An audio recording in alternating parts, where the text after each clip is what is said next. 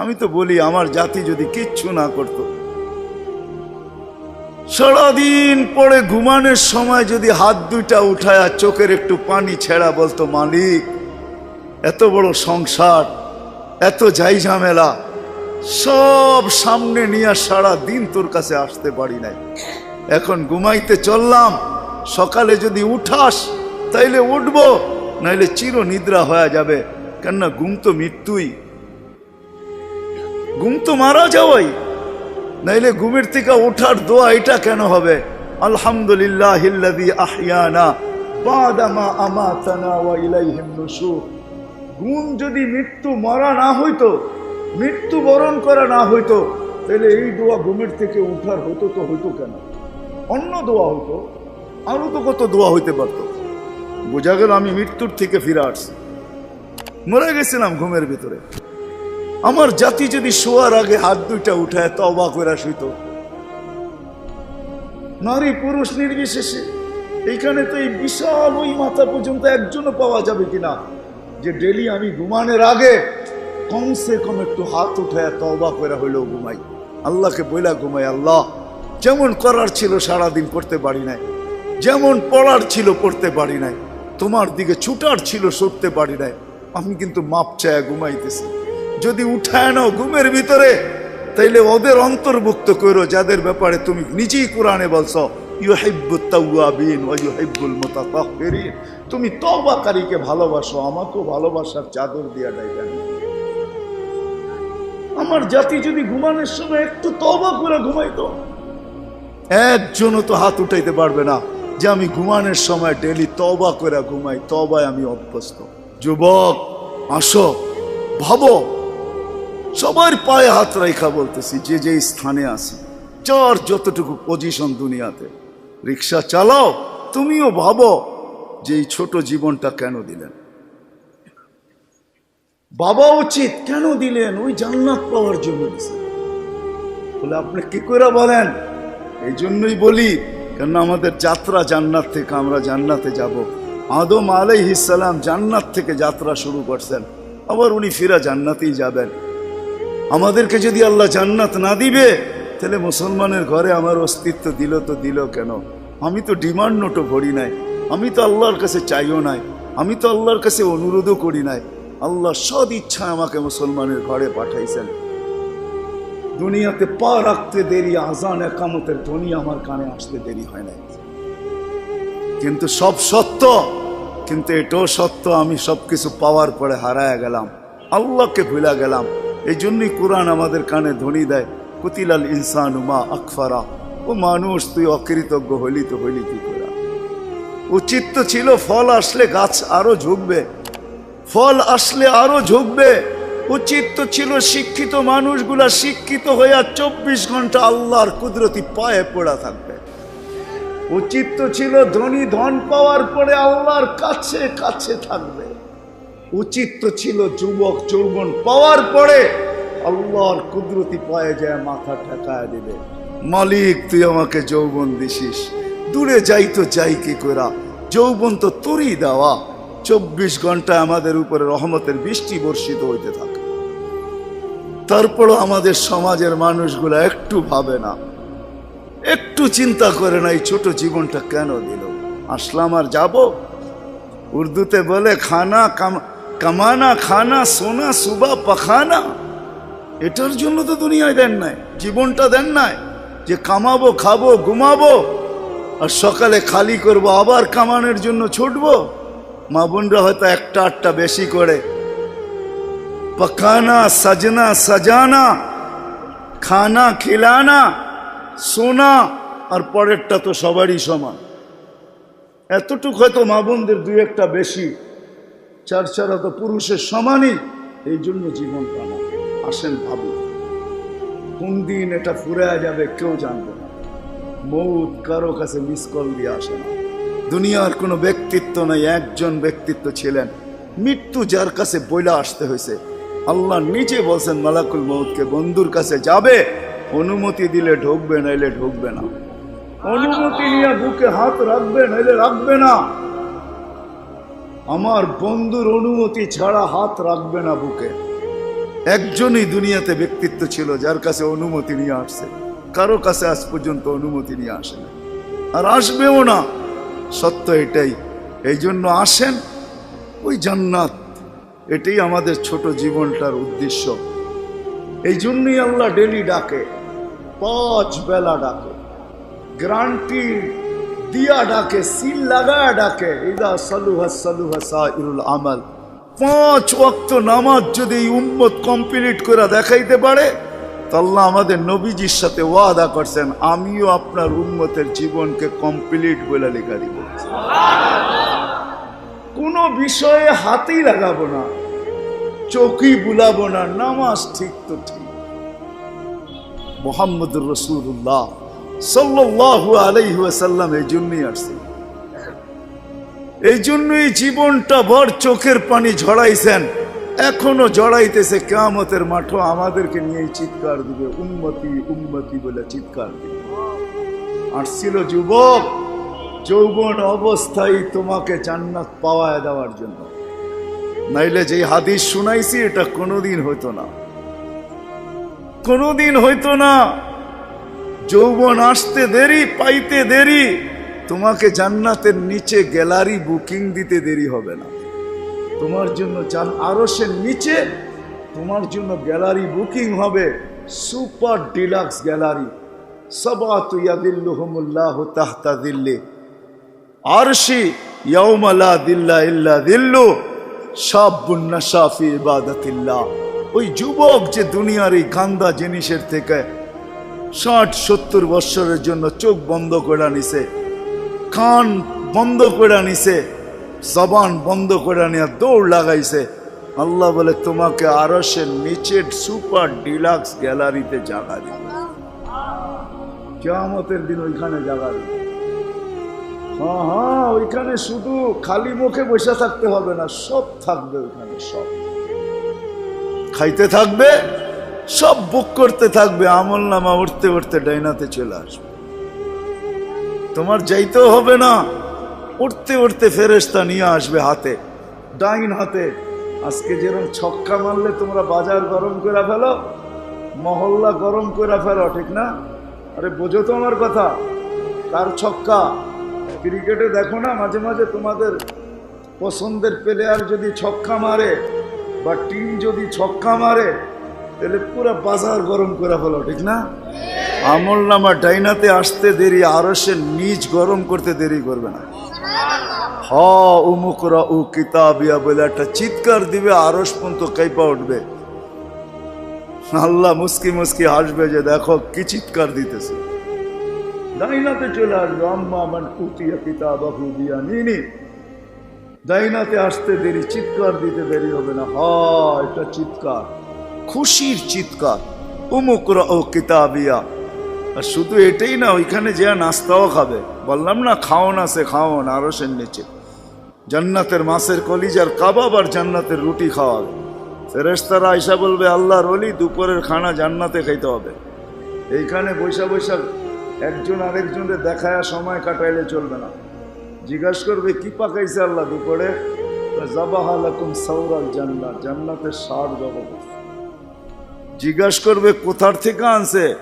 আমাদের আমিনবাজার মিরপুর থেকে।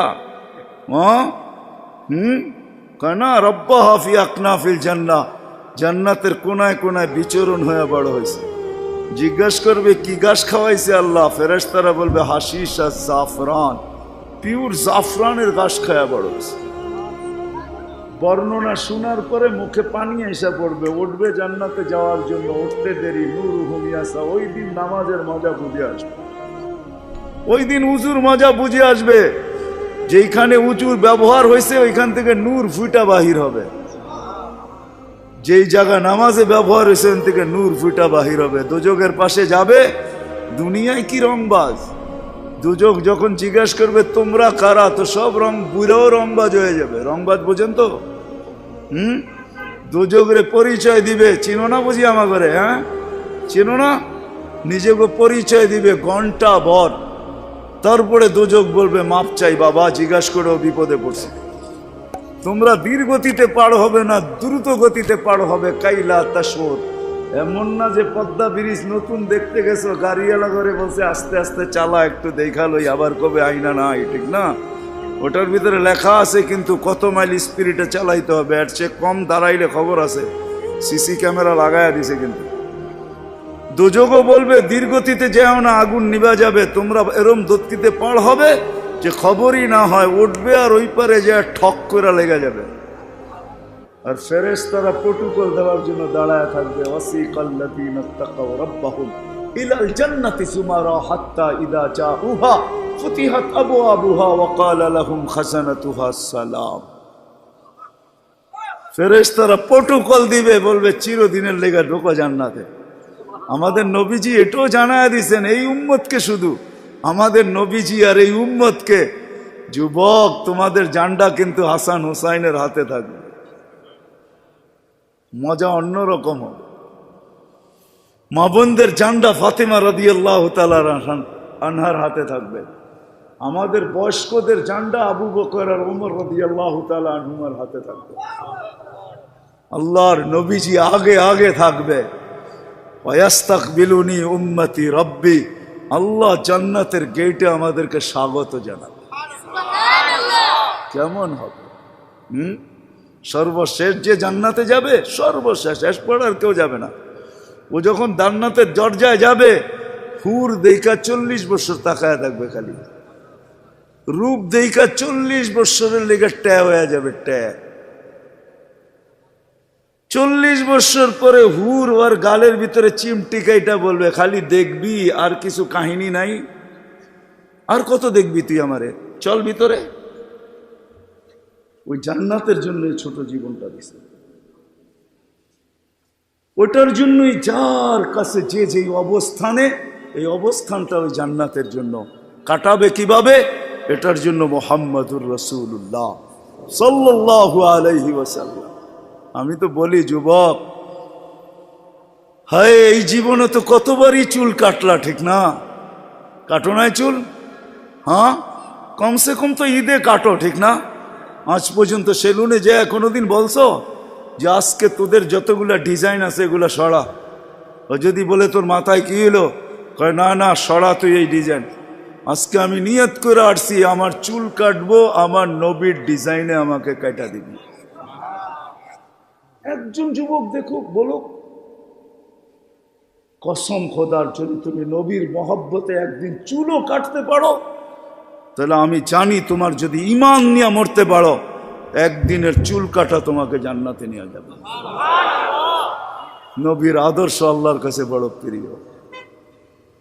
এই জন্য আসো, লম্বা করতে চাইতেছি না, আসো ছোট জীবনটা যে যেই ক্ষেত্রে আসি, যুবক যৌবনে, নারী নারীত্বে, পুরুষ পুরুষত্বে, ধনী ধনের ভিতরে, যে যে অবস্থানে আসি, পজিশনে আসি, এটা ওই জান্নাত নেওয়ার জন্য। নাইলে পস্তাইতে হবে, সওয়া যাবে না, এটাই সত্য। এক এক দুযোগীর এক একটা দাঁত হবে 10 কিলোমিটার চওড়া, উপরের মারিটা হবে 160 কিলোমিটার, বসতে জায়গা লাগবে 470 কিলোমিটার। ওই পাহাড় আমি 4 বার এই 2 চোখে দেখছি, ইয়ামানে জাবালে বায়দা, যেটার সমান এক একটা রান হবে। আয় সইতে পারবে না। তোমাকে মুসলমানের ঘরে অস্তিত্ব দিছেন এই জন্য না, তোমাকে মুসলমানের ঘরে অস্তিত্ব দিছে যুবক এই জন্য যে তুমি যৌবন দিয়েই আল্লাহর কাছ থেকে জান্নাত নিয়ে নিবে। পরের সময়টা যেটা থাকবে ওটা শুধু বোনাস থাকবে। জান্নাত তুমি নিয়ে নিবে, পরে যা সময়টা পাবে এটার জন্য তোমার পদ মর্যাদা বাড়তে থাকবে, জান্নাতে মর্যাদা বাড়তে থাকবে। কিন্তু জান্নাতের প্লট তুমি যৌবন দিয়ে নিয়ে নিবে, এই জন্য তোমাকে যৌবন দিয়েছে। আসো আজকে সবাই মিলে অঙ্গীকার করি, বুলার রাস্তার থেকে ফিরে আসি আর ভাবি যে আমাকে কিন্তু জান্নাত নিয়ে যেতে হবে। ওইখানে কোনো পরিচয় চলবে না, যদি চলতো তাহলে একটা কথা বলেই শেষ করতেছি, দুনিয়ার কারো যদি নাও চলতো তাহলে আবু তালেবের জন্য চলতো পরিচয়। আবু তালেবের চলতো, যেই নবীর পিঠের ছোঁয়া পাইলে ভাগ্য খোলে, আল্লাহর রসুল খেজুর গাছে পিঠ লাগায় জুমার খুতবা পড়তেন। যেই দিন মেম্বরে উঠছেন, পা রাখছেন, খেজুর গাছ বাচ্চার মতো ফুফায় ফুফায় কাঁদতেছিল, বিলাপ করতেছিল, আমাকে বঞ্চিত করলেন কেন? পেটের ছোঁয়া দিতেছিলেন, ধন্য হইতেছিলাম, কেন বঞ্চিত করলেন? মেম্বরে কেন পা দিলেন? আল্লাহর রসুল সান্ত্বনা দিতে দিতে এই পর্যন্ত সান্ত্বনা দেওয়ার পরে কান্না থামছে যে তোকে আমি জান্নাতে নিয়ে যাব। দুনিয়াতে তুই খেজুর খাওয়াইতে পারিস না, তুই জান্নাতে খেজুর দিবি, আমি খাবো। ওই আবু তালেবই আল্লাহ রসুলের ছোঁয়ায় ধন্য হতো। 44 বৎসর চাচার সিনায় থাইকা বড় হয়েছেন। 44 বৎসর পর্যন্ত চাচার সিনায় ছিল। ও যুবক, আমি চুল কাটার কথা এই জন্য বলতেছিলাম। আনাস ইবনে মালিক রাদিয়াল্লাহু তাআলা আনহু বলেন, আল্লাহর রসুল আমার ঘরে আসছে, আমি দস্তরখান বিছায়া দিছি, খাইছেন, দস্তরখান দিয়ে হাত মুছছেন। ওই দিন থেকে নিয়ে আজ পর্যন্ত যতদিন বেঁচে থাকবো দস্তরখানকে পানি আর সাবান দিয়ে আমি পরিষ্কার করি না, আর করবো না। যখনই ময়লা হয় আমি আগুনে নিক্ষেপ করি, আগুন ময়লা খায়া ছাই করে ফেলে, আমাকে চকচকে দস্তরখান ফেরত দেয়। একটা সুতাও জ্বালানোর ক্ষমতা রাখে না। যেই রসুলের হাতের ছোঁয়া পাইলে দুনিয়ার আগুন, দুনিয়ার সুতা পড়তে পারে না। তুমি যদি ওই রসুলের স্টাইলে চুল কাটো তো দুজক তোমাকে ধরবে, তো ধরবে করতে পারে।